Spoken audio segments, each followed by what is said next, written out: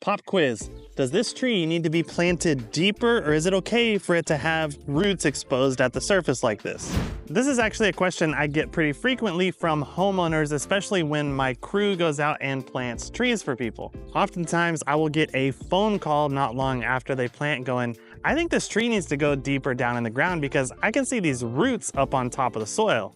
And then I have to tell them that that's actually how we teach them to plant those trees around here. It's very important when you're planting newly planted trees that you actually leave the root flare exposed. The root flare of the tree is going to be the place where the trunk widens out and transitions from trunk to roots. And that's because those surface roots, the roots that are either on top of the surface of the soil or just below the surface of the soil, are very important for air exchange from the air to the root zone of the plants. And if you cover that up with an inch or two of soil, especially if it's a heavy clay soil, it's actually going to cut off the airflow down to the roots, and you can end up damaging or even killing your tree.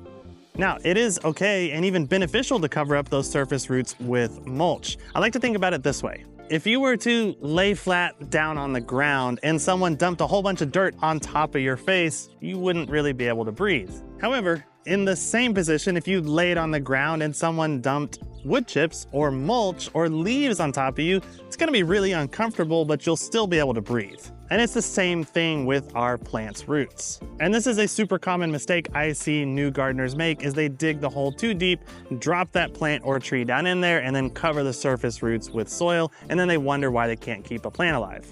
So keep those root flares exposed and the surface roots at the surface level of the soil.